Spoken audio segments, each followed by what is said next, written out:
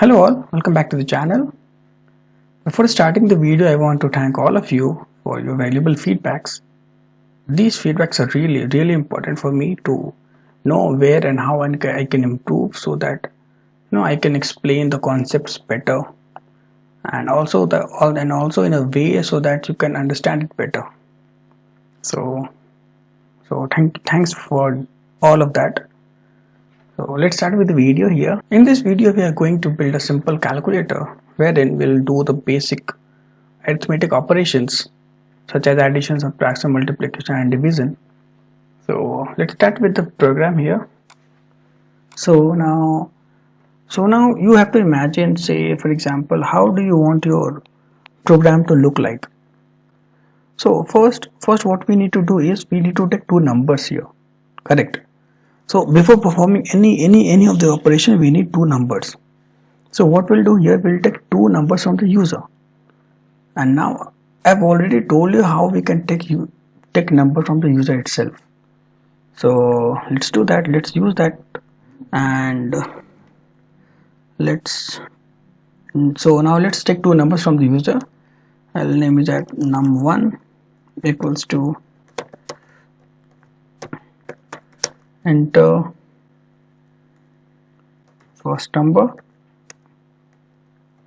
then num2 equals to input and enter second number. Also, if you remember, if you want to take numbers as input, what we need to do, we need to do the typecasting. So I'll do the typecasting here only. Just write int, so it will typecast the string to integer. Okay, fine.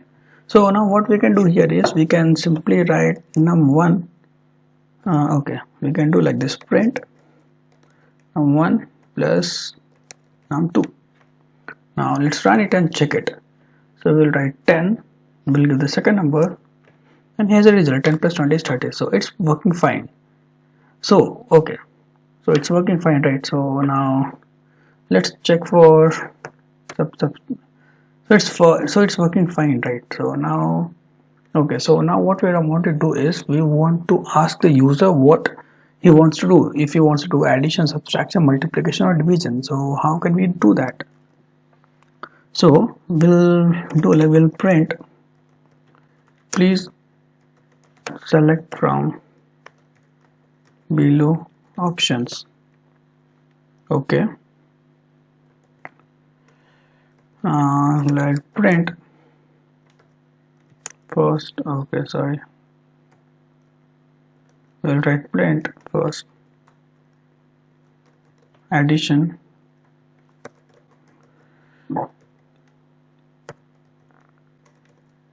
subtraction, then we can write third as multiplication, and then we'll write print 4 as division, correct? Okay, so let's quickly print it and just check it. Okay, so we'll put 10 20 here. So now here we can simply see like this. So now what we want to do is we want to ask the user what does he want to do. So now again we'll take one more input and we'll name the variable as choice. Then we'll do int,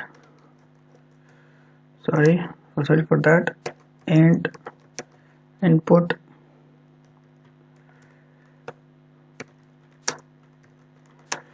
please select your, okay, please choose your option. Okay, from the list. So now what we'll do is, okay, so now we can do is if choice equals to 1. So what is 1 here? So 1 is our addition, right? So we'll simply okay, so for choice 1, if the user selects 1, what we'll do, we'll do an addition, right? So what we'll do is we'll simply print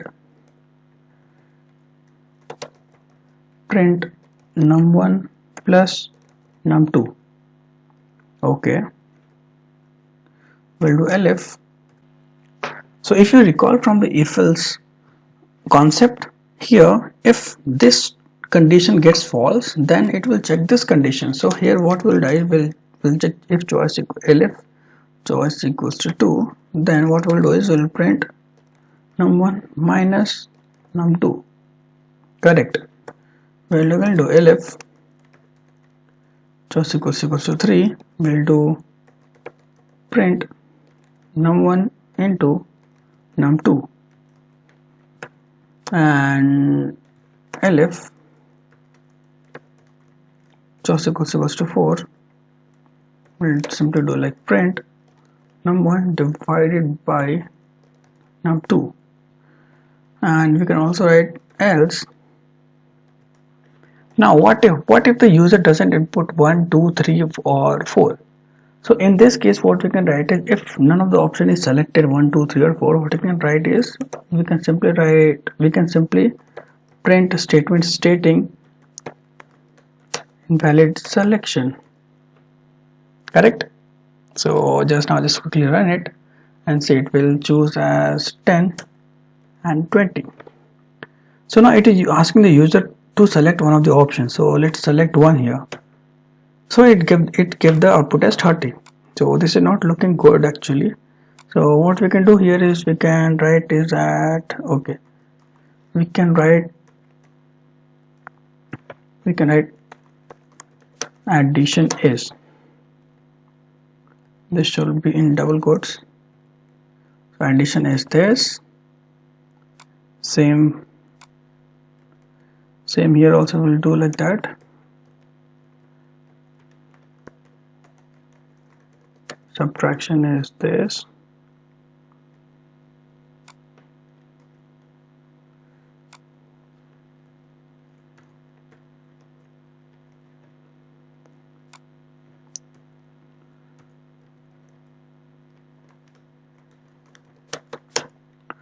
Division is this. So that now again we'll write 20, and now we will select the option as 1. So the addition is 30. Here we can see that. Right. So now let's again run it, and let's put the number as say 5 and then 3. Now what we will do subtraction, so we'll select the option 2. So the subtraction is 2. So first number is 5 and 5 minus 3 is 2. So our answer is correct. Right. So this is how we can make a calculator. So now here again what we can do here is, so for here we have to run our program again and again so that we can do multiple operations. Correct. So there are many things which we can do to run this operation multiple times. So what we'll do is, if you remember from the loop class, what we can do, if you want to run a block of code for 10 times or for 20 times, what we can do is we can use any loop here. Correct. So the two loops which we learned are, one is while loop and the other is for loop. So we can use any of the loop here. So here let's use the while loop. So what we can do is, so what we'll do is we'll simply write a while loop, while, and we want to run it infinite times. So we'll write true and just 2 colon. So now what we have to do is we need to shift this block of code tab space so that it will come under this while loop, otherwise nothing will come under this while loop. Correct. So just select this and press Control plus closing brackets. So this is one of the shortcut which we can use in Jupyter Notebook, which will automatically shift the selected block of codes one tab space to the right. So now just run it. If you run it, it will ask for the number. Will it 10, 20, and we can do addition. So now it will again ask for the number. We'll give as 3, we'll give as 5. So It will ask you what you want to do. Now we'll do subtraction. So 3 minus 5 is 2, correct. So let's do multiplication. 2 into 8, and we want to do division. So it's 16, correct, right? So let's run 8, 4, and if we want to do division, so it's 2.0. It's correct, right? So everything is working right. So now as you can see here, this program will run infinite times as we have used this infinite while loop. So okay, so now what if we want to get out of the, okay, before that I want to tell you one more thing. Suppose okay, let's enter the first number here and then put 23. What if you put something which is not inside in this list? Say if we put, say for example, if we do not select 1 2 3 or 4 and if we put the choice as 10, what will happen? The moment you put 10, it says invalid selection. And how is this invalid selection coming? So it's coming because we have handled this type of exception in our code. So if the choice is not 1 2 3 or 4, what will happen is, it will, if the choice is not equal to any of these 4, so it will print that it is an invalid selection. So now what if I tell you, okay, so let me give you one more example. Select 20, select 20. So now what if in place of a number you put some string, say for example add? What will happen? The moment you hit enter, it will give you an error, correct? So now here we need to understand what the error is. So how do we read an error? To read an error, what we do is we come to the bottom of the error. So just read this. What does it say? It said it's a value error, and it said invalid letter for int with base 10 add. Okay, so what's happening? And also you can see this line here. So this line indicates, this arrow indicates that the error is encountered in this line. So what could be the error? So what are we doing here? We put add, which is a string, and now what we are trying to do is we are trying to convert this add into integer, which is not possible, correct? We cannot convert a string into an integer.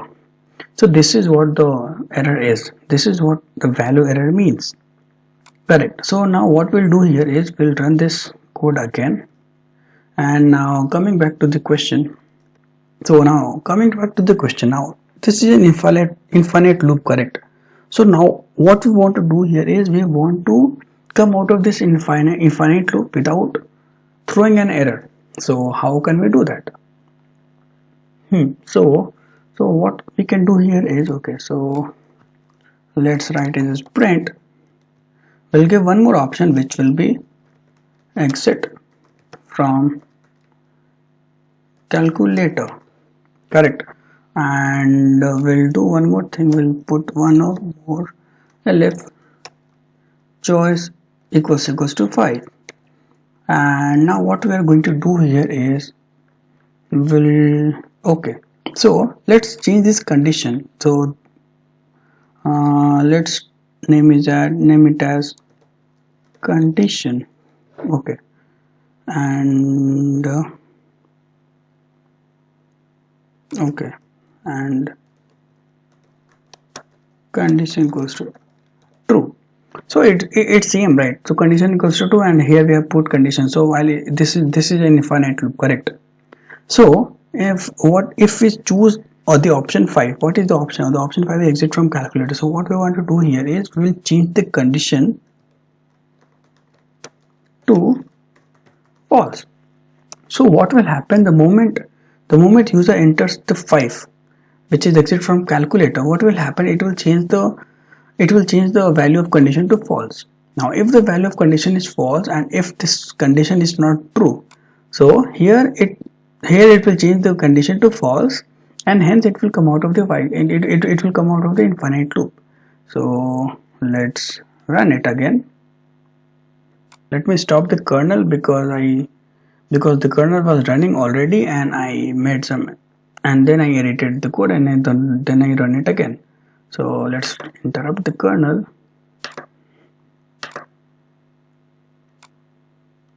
Okay, and let's restart. Okay, and then run it again. So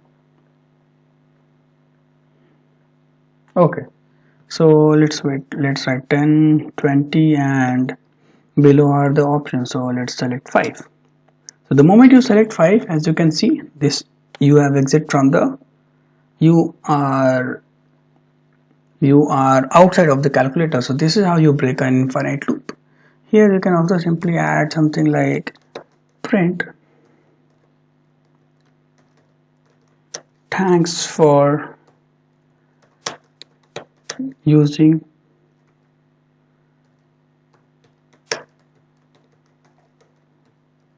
calculator, just to make it just to make it interactive, or just to make it look good. You can add this so that user will know like what happened, what actually happened. So this is how we can use all the concepts and build a simple program here. So in this case we built a simple calculator. So yeah, that's it from the video. Thanks for watching, and let's meet in the new video. So yeah, thanks all. Bye bye.